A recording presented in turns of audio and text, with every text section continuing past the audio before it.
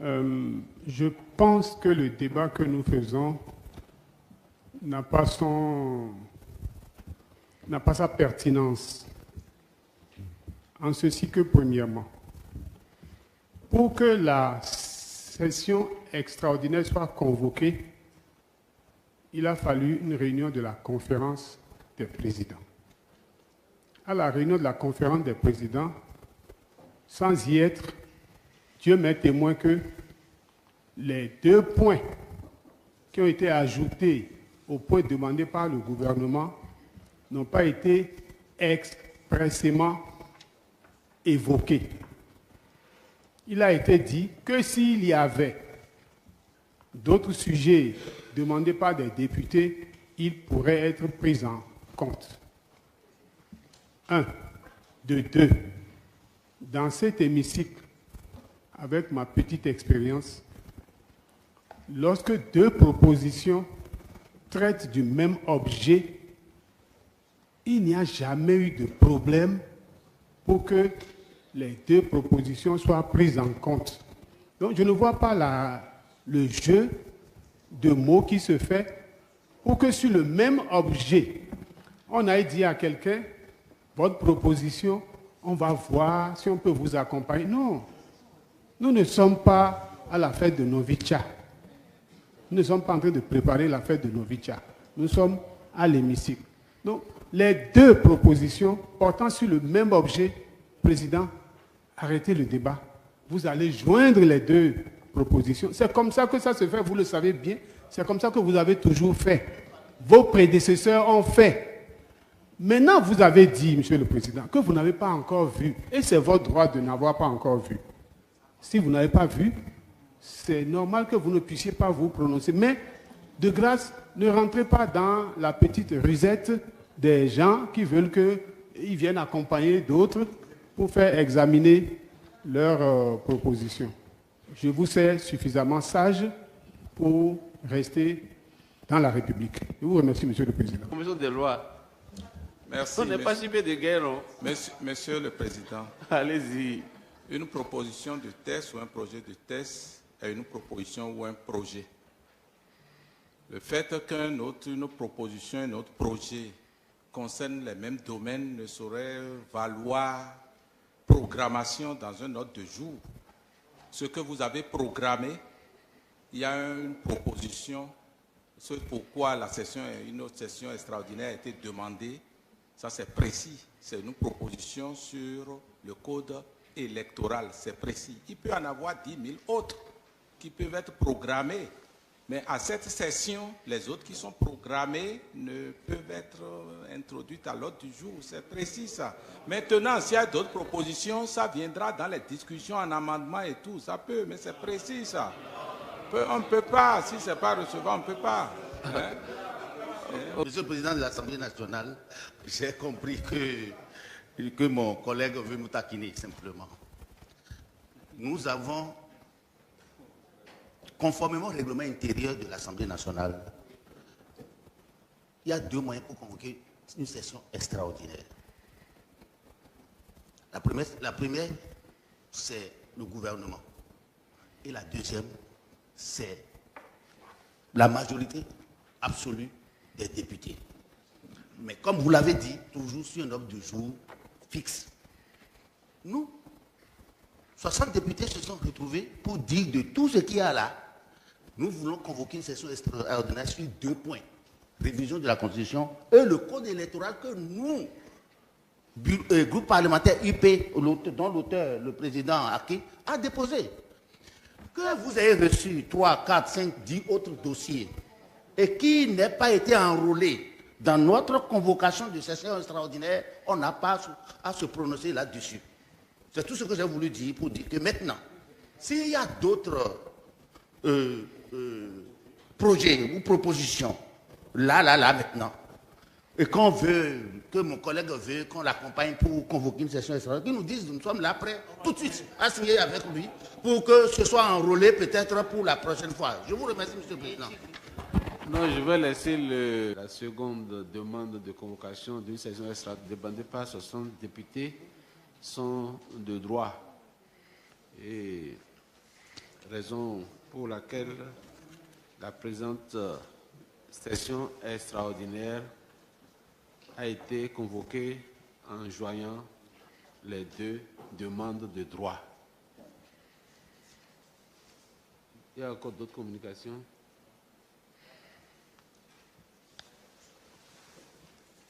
Donc, nous passons au compte rendu sommaire de la dernière session.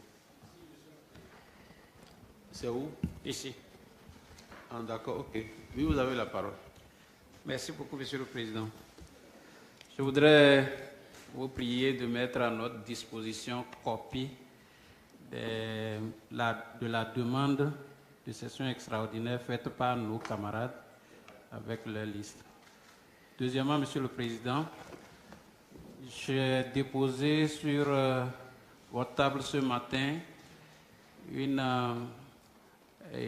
un courrier concernant notre proposition, concernant ma proposition, je voulais dire, de modification du code électoral.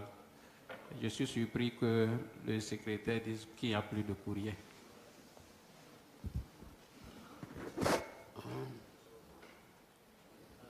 Bon.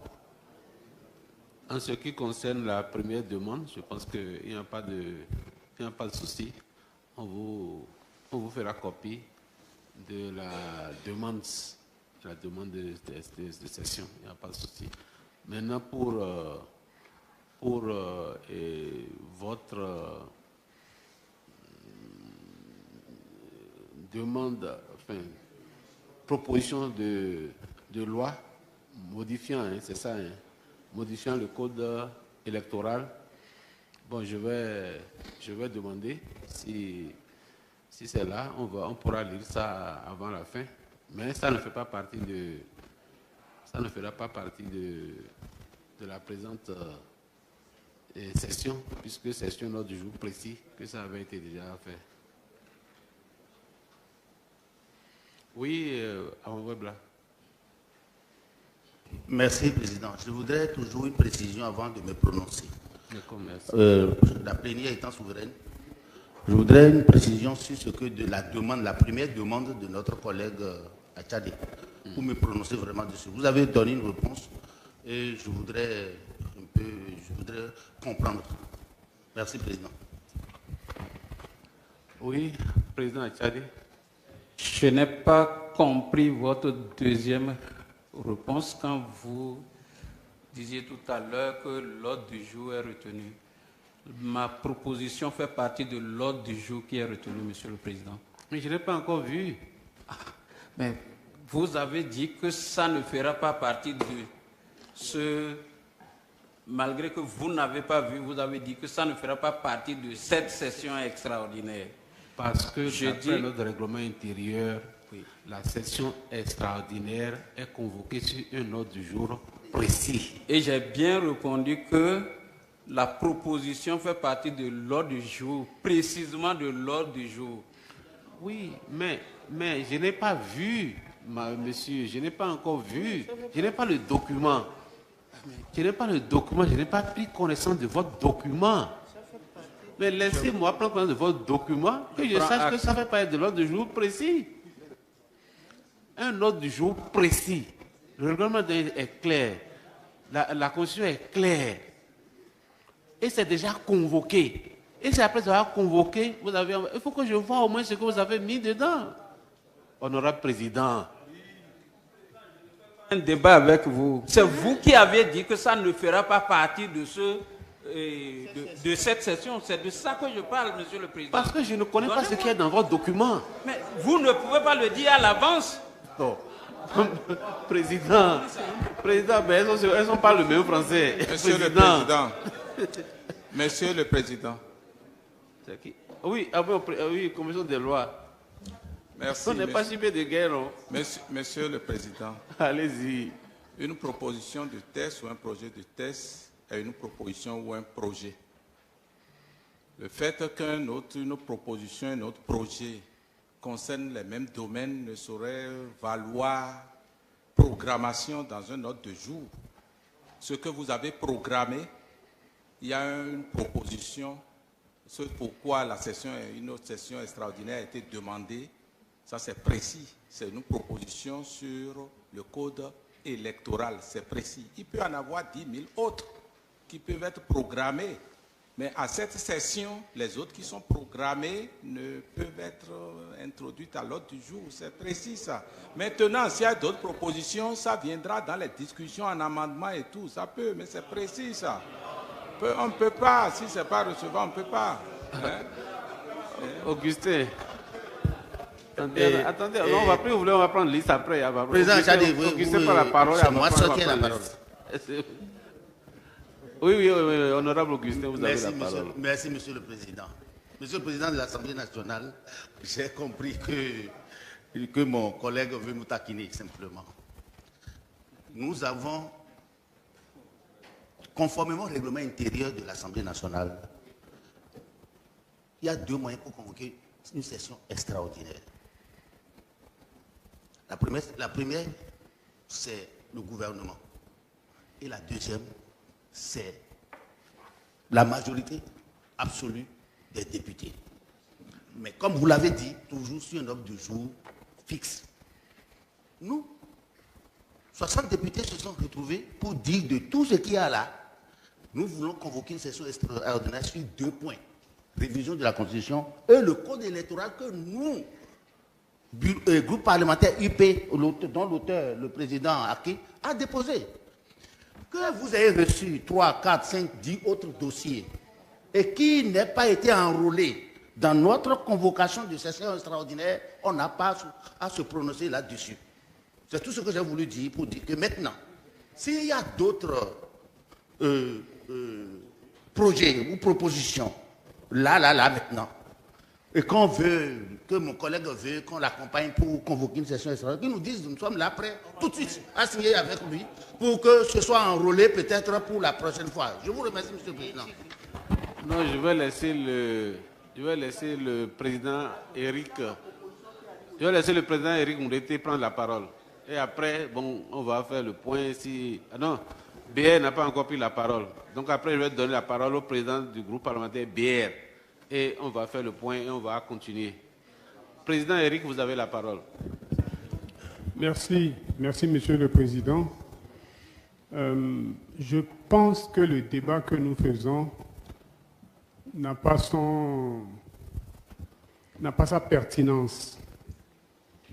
En ceci que, premièrement, pour que la session extraordinaire soit convoquée, il a fallu une réunion de la conférence des présidents. À la réunion de la conférence des présidents, sans y être, Dieu m'est témoin que les 2 points qui ont été ajoutés au point demandé par le gouvernement n'ont pas été expressément évoqués.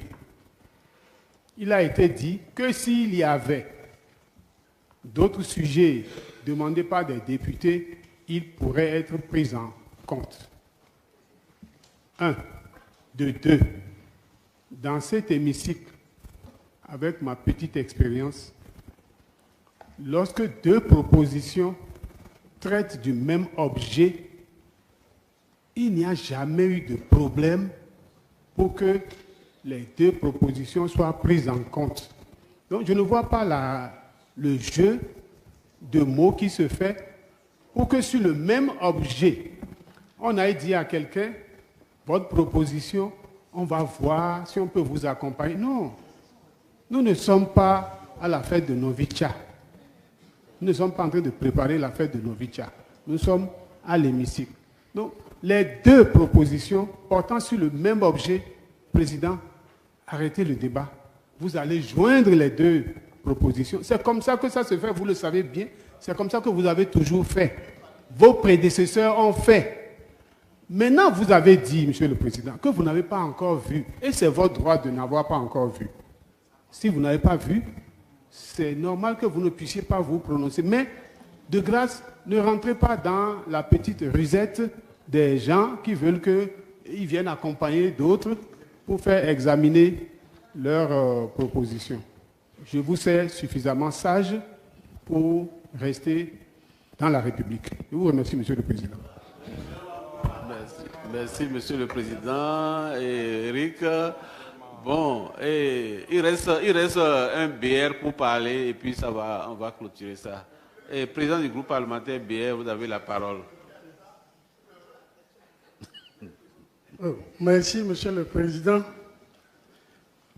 Comme mes prédécesseurs, je pense qu'il y a un jeu de taquinerie à votre endroit, parce que, heureusement, vous n'êtes pas un nouveau dans cette maison et que vous êtes l'un de ceux qui ont le plus de mandats dans son pied pour voir tout ce qui s'est passé et tout ce qui se passe ici.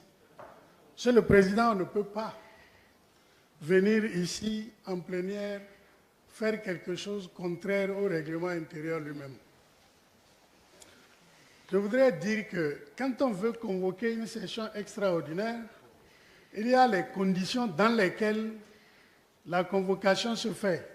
Quand vous prenez l'exemple des 60 députés qui ont signé, ils ont la majorité, réuni la majorité pour demander la convocation de la session extraordinaire. Ça, c'est un des points. Deuxième point, Monsieur le Président, quand nous avons tenu la conférence des présidents, moi j'y étais. Je n'étais pas absent. Ce qu'on a dit, c'est avant, quand on a adopté ce que le gouvernement a demandé, on a dit s'il y a des points, on va les rajouter, mais les députés doivent demander la convocation avant la date de convocation. Ce n'est pas ce matin qu'on a convoqué cette session.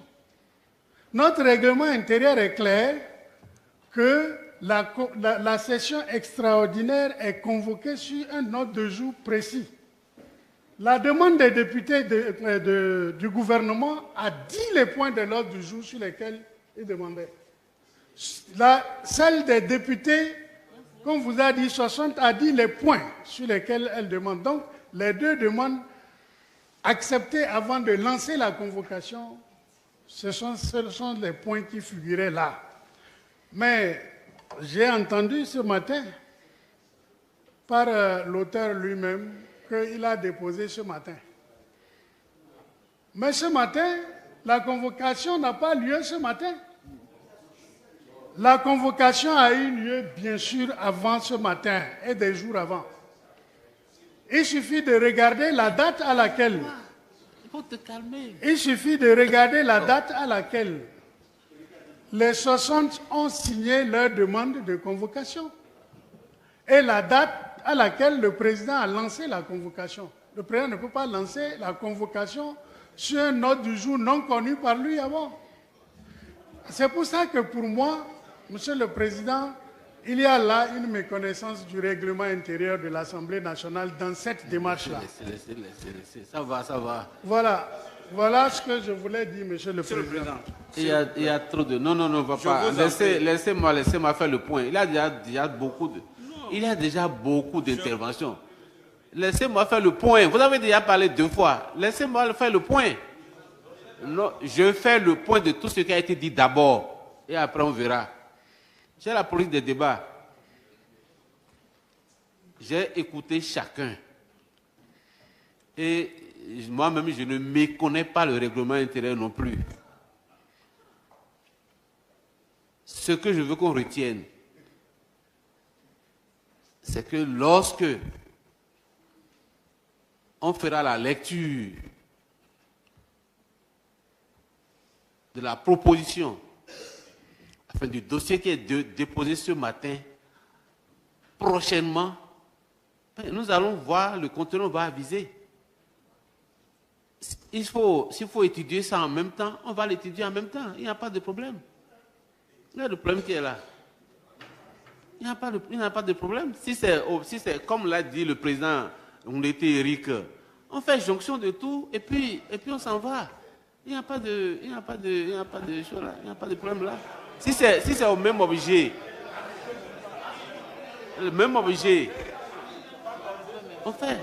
Et puis c'est fini. Moi je pense qu'il n'y a pas de... Maintenant, nous ne connaissons pas encore le contenu. Puisque si ça devait commencer à 10 heures, on serait déjà ici. Bon, donc moi, je ne sais pas à quelle heure ça a été déposé. Je n'ai pas vu le contenu, je ne sais pas. Donc, il m'est difficile de me prononcer sur quelque chose que je ne connais pas. C'est tout à fait normal. Donc, lorsque nous allons faire lecture du dossier à la prochaine plénière, nous allons aviser. Donc, il n'y a pas de... Calmons-nous, il n'y a pas de problème. Je pense que c'est l'expérience qui fait que nous pouvons clairement dire que nous ne pouvons pas nous prononcer sur un dossier dont nous n'avons pas encore connaissance pour savoir qu'est-ce que ça comporte, qu'est-ce que ça ne comporte pas. Lundi prochain, lorsqu'il y aura plénière, et nous allons revenir sur ça. Alors, ceci dit, premier secrétaire parlementaire...